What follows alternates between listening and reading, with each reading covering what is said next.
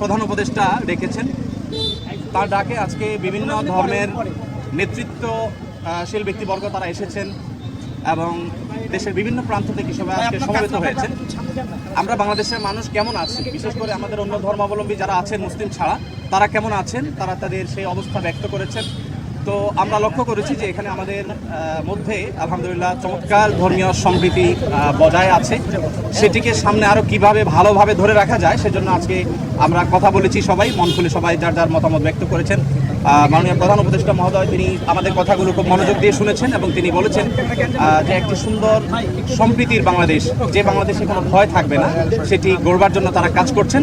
এবং আমরা আমাদের জায়গা থেকে বলেছি যে এদেশের ওলামা একরাম, এদেশের ধর্মীয় নেতৃত্ব তারা তাদের জায়গা থেকে অত্যন্ত দায়িত্বশীল এবং দায়িত্বশীলতার কারণে কিন্তু আপনারা দেখেছেন যে আইনজীবী আলিফ হত্যাকাণ্ডের পরে সারা বাংলাদেশে মুসলমানরা অত্যন্ত ধৈর্য এবং সংযমের পরিচয় দিয়েছেন।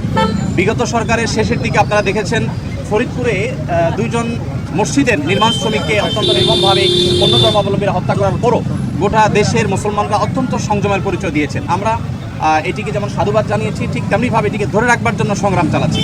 এখানে সিনিয়র বিভিন্ন ব্যক্তিবর্গ ছিলেন, জাতীয় মসজিদ বাস্তবায়ন কর্মের সময়তে খতিব ছিলেন, আন্দরকিল্লা শাহী মসজিদের খতিব সহ অন্যান্য ব্যক্তিবর্গ ছিলেন। প্রত্যেকেই একই সুরে কথা বলেছে যে আমরা সম্প্রীতির বাংলাদেশ গড়ে তুলতে চাই। বাংলাদেশের মানুষ যেভাবে ধর্মীয় সম্প্রীতির উজ্জ্বল উদাহরণ তৈরি করেছে, এটা পৃথিবীতে আসলেই বিরল। কোনো প্রপাগান্ডায় যেন আমরা কেউ কোনোভাবে পা না দিই এবং আমরা যেন সবাই ঐক্যবদ্ধ থাকি, সেজন্য সবাই এখানে কথা বলেছেন। মুসলিমরা ছাড়াও অন্য ধর্মাবলম্বী যে সমস্ত নেতৃবর্গ ছিলেন তারাও কথা বলেছেন। তো আমরা আশা করছি যে একটা সম্প্রীতির বাংলাদেশ যেটি ইতিমধ্যে আলহামদুলিল্লাহ আছে, সেটিকে আরও ভালো জায়গা আমরা নিয়ে যেতে পারবো এবং পৃথিবীর কাছে উজ্জ্বল উদাহরণ হিসেবে আমরা দাঁড় করাতে পারবো। এখানে প্রত্যেকে যার যার জায়গা থেকে চেষ্টা করেছেন এই কথা বলার জন্য যে আমরা শান্তি সম্প্রীতি রক্ষা করবার জন্য কাজ করছি। আমরা 5 আগস্টে লাইভে এসে প্রত্যেকে যার যার জায়গা থেকে আমরা সবাই কিন্তু মানুষকে সজাগ থাকার, সতর্ক থাকার এবং সংযমী থাকার, ধৈর্যশীল থাকার জন্য আমরা আহ্বান করেছি। এবং আলিফ হত্যাকাণ্ডের পরও আমরা প্রত্যেকে যার যার জায়গা থেকে মানুষকে সংযমী থাকার আহ্বান করেছি। ইসলাম আমাদেরকে অন্য ধর্মাবলম্বীর ব্যাপারে যথেষ্ট দায়িত্বশীল আচরণ করতে বলে। আমাদের প্রিয় নবী সাল্লাল্লাহু আলাইহি ওয়াসাল্লাম আমাদেরকে মানুষ হিসাবে অন্য ধর্মাবলম্বীদেরকে মর্যাদা দিতে শিখিয়েছে এবং সেই শিক্ষা ধারণ করবার কারণে বাংলাদেশের মানুষের মধ্যে সাম্প্রদায়িক সম্প্রীতি তৈরি হয়েছে।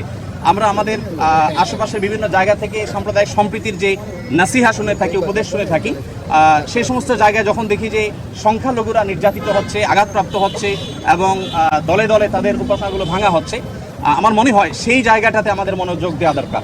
আমাদের দেশে সংখ্যালঘু ভাইরা তারা নিরাপদ আছেন, আর নিরাপদ থাকবেন, তাদেরকে নিরাপদ রাখবার জন্য আমাদের সরকার যেমন কাজ করছে, ধর্মীয় নেতৃত্ব তারা তাদের জায়গা থেকে কাজ করছেন।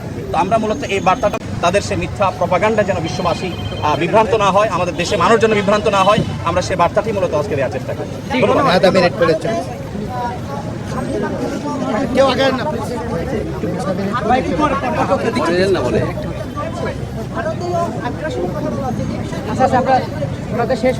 এ বিষয়ে আমার পাশে আব্দুল্লাহ বিন আব্দুর রাজ্জাক আছেন, উনি ওনার বক্তব্যে বলেছেন, আরও বক্তারা বলেছেন ভারতে বিশেষ করে আমাদের সেখানে যে সমস্ত সংখ্যালঘু নির্যাতন হচ্ছে আর সেখানে যে সমস্ত সহিংস ঘটনা ঘটছে, যেমন এই যে উপ হাই কমিশনের কথা আপনি বলেছেন, এগুলোর কারণে আসলে আমাদের কথা বলা দরকার। আমাদের রাষ্ট্রভাবে মাননীয় প্রধান উপদেষ্টা মহোদয়কে বলা হয়েছে যে তিনি যেন তার জায়গা থেকে, সরকার জায়গা থেকে কথাগুলো বলেন। আমরা যখন আমাদের কথাগুলো বলবো না, তখন আমাদের উপর আরো চেপে আসা হবে। এই কালচার থেকে বেরিয়ে আসার জন্য আমাদেরকে আমাদের অধিকারের কথা বলতে হবে। আমরা আজকে সেখানে যে আক্রান্ত হয়েছি কলকাতাতে, তার বাইরে যে মুসলমানরা আক্রান্ত হচ্ছেন সেখানে, সেগুলো আমাদের কথা বলতে হবে। তাহলে সেক্ষেত্রে হয়তোবা এই যে আজকে যে পরিস্থিতি আমরা